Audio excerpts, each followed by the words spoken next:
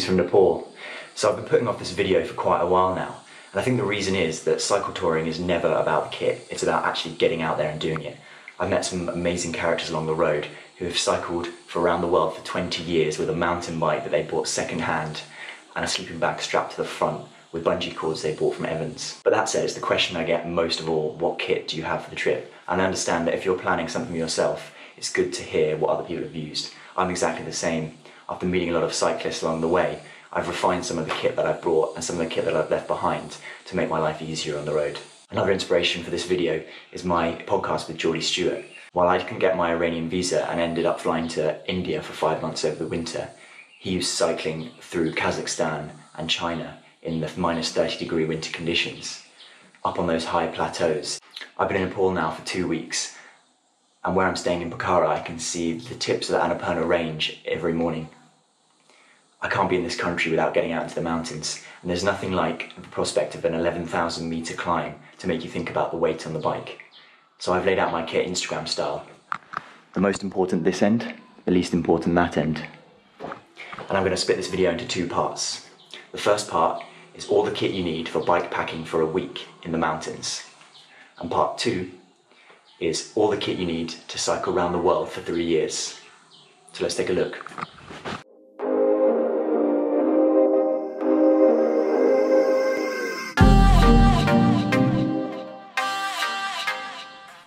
So, starting at the vital end, there's obviously clothes.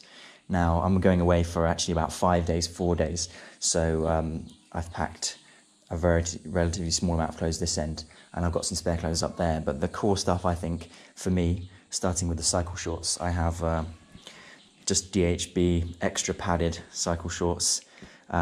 It's not all about your saddle necessarily, but as long as you've got padded shorts, you'll minimise saddle sores. I probably get them every week or so still, but they're bearable thanks to these. I've also got the same thing but in bib short version. I left with a lot more kit, a lot more cold weather kit than I have out here now. I kind of have switched now to the ethos that you can buy most things relevant to that country in that country. So if I need a cold jumper or mountaineering kit, I can buy it where I am. Otherwise, the hot weather kit is really bulky, and for me, I've spent 9 months cycling through India and Europe in summer, so actually carrying all that extra stuff was just filling up my bags. But bib shorts are harder to come by, and I just love the gust prevention you get from the stylish dungarees on those. So while I've only worn them for about a week out of the last 9 months, I feel like when I get into the mountains, they'll be invaluable. Equally, thermals for that. I mainly use these for paragliding lately, but again, if you're shivering at night in the tent, then you'll be regretting not having a set of thermals. Equally on that comfort tip, these cycling gloves.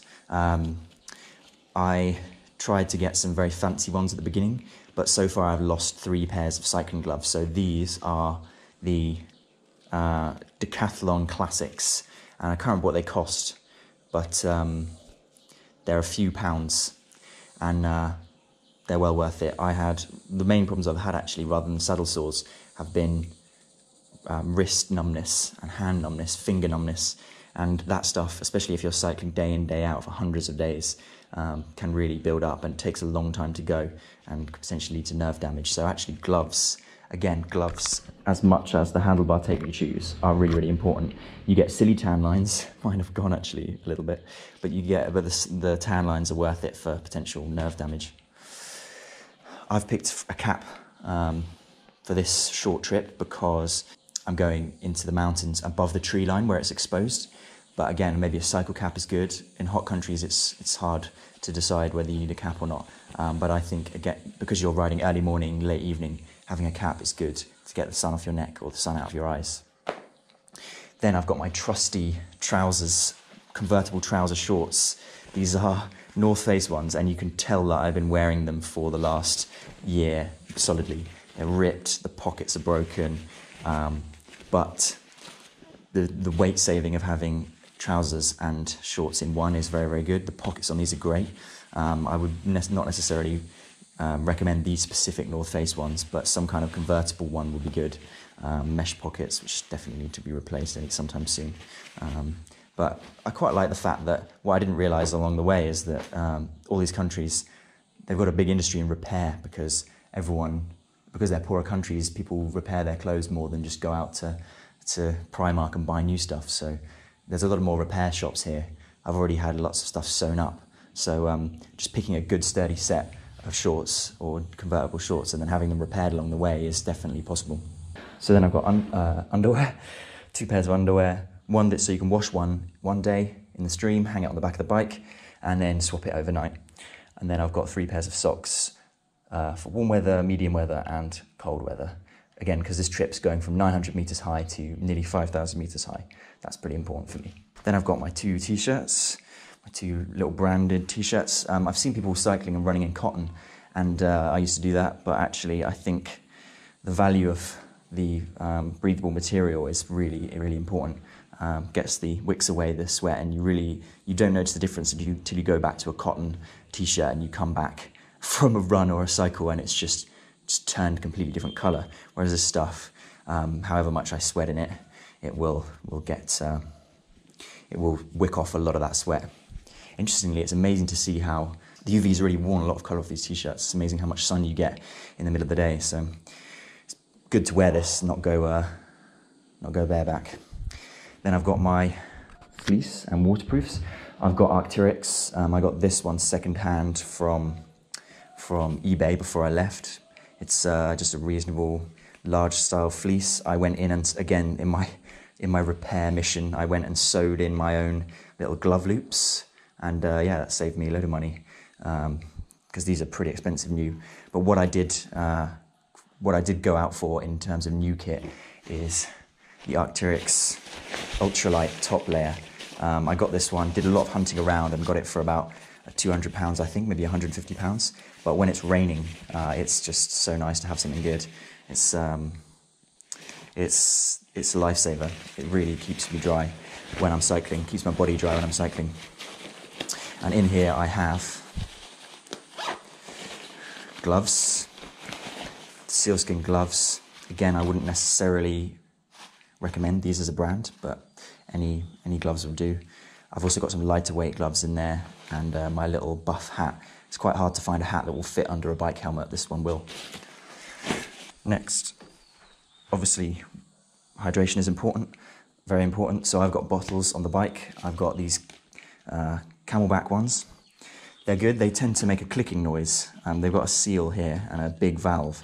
So if you put water in or squeeze them to have a drink, they will click for a little while. So you've got to get used to squeezing them to let the air back in to stop them clicking, or you get annoyed after quite a while. My bike's amazing because it's got these this bottom attachment for a bottle holder, so I can fit 1.5, 2 litres on my bike frame itself, which saves room in the bags, and it means that I can stop and without opening a bag, I can move water up from here into there. This one is hard to get to while you're cycling because it's so close to the wheel and so close to your legs. But when I stop, I can pull it out, swap it, put some water in here, and then fill it up later on. It's a good little addition. Then also incredibly important, cycle helmet. I never cycle without a helmet. On some earlier tours in Europe, when I've been cycling up French mountain passes, where it's been super quiet back roads, I've taken it off for the climb because I'm not really making much progress. But around the rest of the world, so far I've never really known somewhere where either I'm on a gravel scree slope that I could quite easily disappear down, or there's a truck that will just come around the corner. And I know this probably won't help in that situation, but it's better to be safe than sorry. This helmet's really seen the worst of it. This is just a helmet that I've had for years and years and years in London. Didn't buy any specialist kit for this, just use my normal London road helmet. That's, yeah, a bit worse for wear. I think also I probably need to replace it fairly soon because these are sort of single impact helmets, and there's a crack there, I think, just from dropping it, not wearing it, literally just dropping it. I have had a couple of crashes, but I haven't had head impacts, luckily. So if you do, you need to replace it immediately. But for me, just general wear and tear, I'll probably replace this summer just for another standard road helmet along the way, but definitely worth having. Then I've got, what should I start with? Then we've got the camping kit. So I'm a Primus branded camper by the looks of it. I've got the Primus fuel bottle. This takes petrol, diesel, white gas, and it goes into the Primus Omni-Fuel stove, which is a brilliant stove. Let's have a look. It's so simple mechanically, which is what I love. So again, repairability is brilliant. It's the system consists of this pump, which I've filmed a lot, which I put in the fuel bottle, use it to compress the fuel myself, compress the petrol or the diesel or whatever. And then all it does is basically spray the fuel through this valve onto the pad. And then you prime it, which is heating this ring up. And when the ring is warm enough, the fuel exits here, vaporizes from the heat and creates a huge flame. It's very hot. The simmer mode is just still really boiling, but it definitely means you can cook pasta in about 3.5 minutes. And those noodles, again, they're done with that. It's very good, and it's so good to be buying petrol. I spent so long in camping stores in France, and even in France, trying to find the right valve gas bottle for a stove, whereas this, you literally just rock up to the petrol station and you get a funny look, but you unscrew it, they top it up. Generally they do it too much and you have to get some out, but yeah, and it's cheap. You know, I've had filled this up maybe 3 litres of petrol over a year, cooking a third of the time. The pan is a Primus energy transfer pan. The benefit of this, it's got this crazy grill on the bottom that's supposed to help with energy transfer. There's the branding, it's pretty much worn off. But the benefit of that is that it's quieter. This stove is very loud, but this helps make it quieter. Quite a bit quieter. And then in here I've got my lighters. I've got my selection of lighters in a dry bag in case I need to light it. I've got some spare matches stowed around in various places as well, just in case that gets wet or those lighters all die at once. Then I have my Swiss Army knife. This one is the Swiss military issue knife, which is great for chopping vegetables. That's all it's good for. Occasionally it's got the tree chopping thing, which is occasionally good to get twigs out of the way if I need to string a guy rope up somewhere. And then all the usual stuff, you know, the thing for your horse's hoof. If you've got to get the stone out of the horse's hoof, it's always useful. Yeah, but good locking as well, so I don't risk cutting my finger accidentally by it closing on me. So a good one there. It's titanium spork, classic. It's a bit kind of sweepy there, so you do tend to get bean juice on your hand. And yeah, if you switch between fork and knife, it's a bit of a pain, but super light and does the job. What more do you need? And then head torch. I've got this Petzl head torch, which I wouldn't necessarily rate. Again, it's the Petzl Tika, I think, in green. It does red. Oh, I've taken the battery out to charge it. It does red and 3 levels of white, so it's not really a torch for cycling to see while I'm cycling, but occasionally I put it on my head if I'm cycling at night, just as an extra visual aid. And to be honest, when I'm in camp, I basically only use the red light because it's all you need. It keeps your night vision, so you can see the stars and everything without taking off your night vision. I got this funny little case, which is a case, but also it turns the torch into a lamp. So this diffuses the light and makes it into a lamp. Yeah, and you can also hang it up in the tent if you have anywhere to hang it up. Maybe I've hung it up from a tree before, but apart from that, it doesn't really fit in my bivvy. Then going around this side, I've got my ever essential camera gear, again for this short trip because I'm going somewhere remote. I really want to get it with a 360 camera. I've used this mostly for paragliding, to be honest, but it gets the most amazing shots. Insta360 1. It's a good year or so old now, but it still does the job. Bit chunky, but makes me look like a Teletubby on the top of my helmet. But it's awesome. It's an awesome piece of kit. Turn that off. I have external battery. This is just Anker. I have a selection of these Anker ones, as well as on the solar panel. Got the PLT Backbeat Fit headphones. I got these for marathon training a couple of years ago, and then lost them annoyingly. But they've come out with a new version, a little bit expensive, but they're wireless, obviously, which is good for the iPhone, which only has one port these days. And they also have this charging case, which is, I could take it or leave it, to be honest. But the main thing is that they're open, so if you are on a highway, you can hear cars coming really well with these. You don't need to pump up the volume. They've got a good speaker in there, good tweeter, good bass speaker. So you don't need to have them cranked up. You can just have them playing nice and quietly, and you can hear the trucks coming. I've also got a backup pair in one of the repair kits of headphones, just Sony £5 headphones in case these break, and the little adapters for the iPhone. Then watch, obviously I can't go anywhere without putting it on Strava. If it's not on Strava, it didn't happen.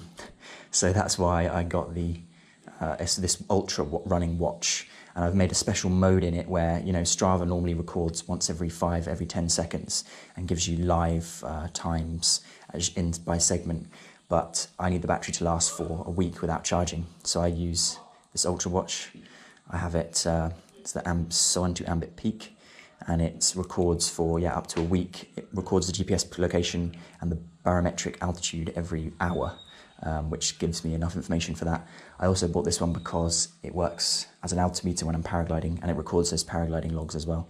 So it's an all-round cycle computer watch. It does navigation as well if I need it to. So it's an all-round watch. Very, very basic old school screen, but then like if you don't have a fancy screen, then the battery works for a long distance. Sometimes the old technology is better.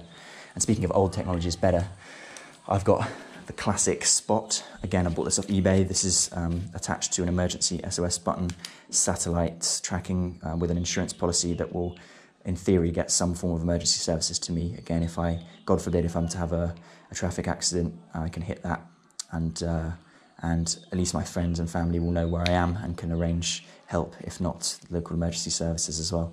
And I've also got the OK mode, so if you see my map on the website, that's where this is coming from every day, and also use it for paragliding occasionally. I'm getting out of breath. And then I got bike lights. I got my bike lights stolen in India, so I bought a new set, but I'm actually really glad. I had the Lesine ones before, but I got these Nog ones from Bangalore, and they are awesome. They are so bright, and the battery life is really good, and they charge via USB, which is all I want, to be honest. Let's see. Yeah. Party time. I don't have to use these a lot. I'm a cyclist that tends to never ride at night, but when I'm coming into new cities is the main time when I may have to ride in the night. So if I'm coming into a new city and I need to get to my apartment or get to my hostel, then I stick these lights on with the Visi vest over there, and I look like an alien, but hopefully people won't ride into me. So for a shorter trip, I'm not actually bringing a towel. I'm just bringing the small baby wet wipes. You can probably work out what these are for. Medicine-wise, I found these hydration sachets very, very good. If you've been really, really sweaty and you can see on your arms all of the salt, you can just whack one of these in with one of those bottles, and it fills you up with salt and yeah, all the electrolytes that you lose along the way. For me, I'm allergic to everything, and here in Nepal there's a lot of allergies, so I've got allergies tablets, and I've got a few plasters for nipple chafing. I haven't got my main first aid kit, which is in there. If I need a bandage, then I'll just have to use one of my t-shirts on this short trip. Speaking of water, I have my MSR water pump. This is a high flow 1 litre per minute water pump that uses a ceramic element to take out bacteria from the water. The reason I haven't really used it that much yet is that it doesn't filter out chemical contaminants or viruses. And so everywhere in India, and even a lot of places in Europe where there's a lot of agriculture around, I've not really felt comfortable using it. Whereas here on this trip, I'm hoping going out into the mountains of Nepal, there'll be some stream water that I can filter with this. And I also have the World Health Organization standard chlorine death kill water purification tablets for those extreme circumstances. I haven't used this yet. I've used these tablets once or twice in sachets of drinking water I bought in India, which I found were labelled not as drinking water, which is always good to buy water and find out it's not for drinking. And then this can pump. The great thing about this fitting, it fits the standard Camelback bottle on the top. It looks a bit ridiculous, but you can pump water straight into the bottle, or you can use this MSR dromedary bag, which is a 6-litre bag that I also use with the paraglider with a hose to give me hydration in the day. But yeah, it's a flexible bag, so it doesn't take up much space or weight, but can take up to an extra 6 litres, which means I can have 8 litres of water on the bike without extra bottles strapped on for good measure. Then repair kits. Most of my weight, as you'll see in the next video, is repair kits, or a lot of my weight is repair kits. But for this trip, I'm taking just my small repair kit. This has puncture repair patches, 1 spare inner tube, oil for the chain, a rag to clean the chain, a chain splitting tool, and just general multi-tool, and tyre levers, and yeah, that's it. And obviously got this pump which goes on the bike. I've forgotten what brand this is. I want to say it's Behringer, but that's an audio brand, not a bike brand.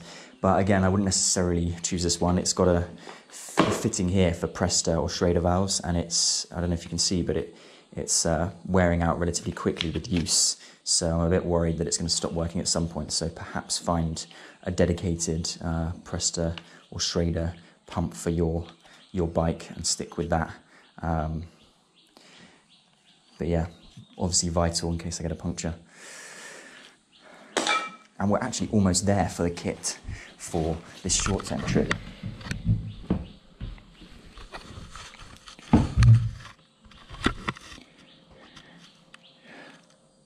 The other bits I'm taking, my sunglasses. Again, I've lost a couple of pairs of these along the way, so don't get too attached to them. Bug repellent. I'm not sure if I'll need it, but this one's quite light, almost empty, so I'm going to go with it anyway. And suntan cream, this is a must. It's quite hard to find in some places, so if you find it, stock it up on it, particularly factor 50, because people don't seem to wear suntan cream outside of Europe a lot of the time.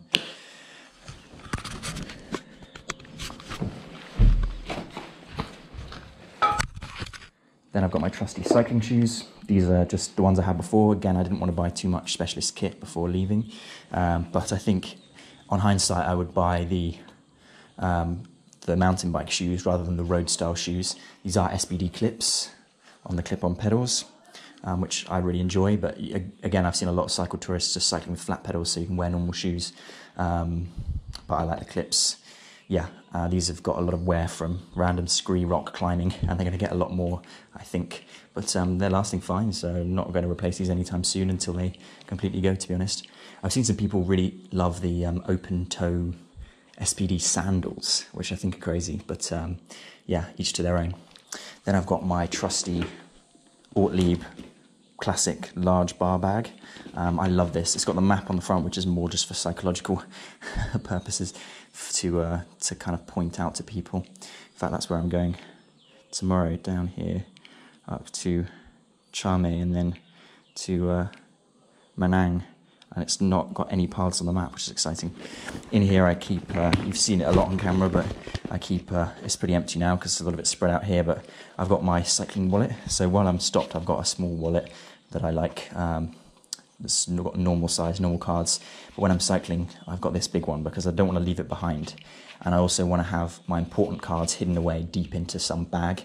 And for this one, I just keep cash, one card, one sort of disposable card almost, and copies of my insurance and all that kind of stuff. And it's a nice gaudy colour, so that if I leave it on the side, I can see it. And it's really big, so I can feel it in my pocket, all that kind of stuff. That's very useful for me. I've lost a couple of wallets, not in this trip, but in my past life, and I don't want to do it on this trip. It's really painful. I've got ibuprofen for the aches and pains. I've got my favourite Norwegian Factor 20 lip sol because I've burnt my lips too many times. Hand sanitizer to try and avoid the inevitable dodgy stomach. And I've got all my passport, travel documents in this bum bag here because this is lockable on the bike. You can lock it with a key, or you can press a button and take it with you. I tend to just take it with me like a little handbag into cafes and shops, and then leave the bike with all my important stuff on me, not on the bike.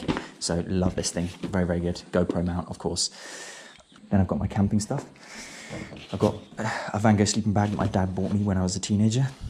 I don't want to buy new stuff if I can help it, and this does the job, so I'm sticking with it. Again, I got this repaired in Delhi. It's all about repair. Get a new zip on it and it's fine. Probably bulkier than it has to be, but it's fine. This is my Terra Nova Jupiter bivvy. I did a previous video about why I'm switching to a tent, and yeah, I won't go into that now, but this does a really good job, especially for these shorter trips. I was going to say, for bikepacking, you can just get the bivvy. I've actually seen people roll up their sleeping bag in their bivvy, put it in a bag on the front, and that's all you actually need to take. This is Gore-Tex, so it's nice. This one's got a little bit of a pole, so it's got a space over your head, but you can just take a British Army bivvy off eBay. The first trip I did in Spain before this, I had a British Army bivvy, £30 off eBay, and did the job. Slept in church awnings a lot of the time to avoid rain on my head or dew falling on my head. But yeah, perfectly fine for this short trip. And then finally, my Thermarest Ultralight Women's. Again, speaking to Geordie after the podcast, he was complaining about his Thermarest constantly deflating, and I have to say, again, you've seen in previous videos that this deflates a lot, and it's basically become a pin cushion, especially in India. But now I've become a lot more careful about where I lay it down and what I use it for. And I still think for the size, the protection you get is really good. And this one, even when it deflates a bit, has still got foam in there. So I'm still in love with it, even though it's let me down time and time again. And finally, all this stuff goes into these Ortlieb waterproof rear panniers. These are great because for a trip like this, I don't need any extra dry bags. I just chuck everything in here and I know that it'll be waterproof. The only thing I found is that with the weight of my kit, these plastic clips have bent quite a lot. So I've fashioned this rubber band solution to keep the clips in, and I've sometimes put cable ties around there to tighten them. But overall, these are very great bits of kit. I've had the Ford ones in the past as well, no problems with those, but just, yeah, I'm using these for a long time, so I thought I would go in for a little bit extra protection.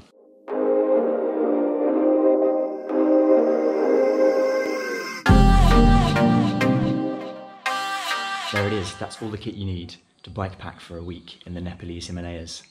Or is it?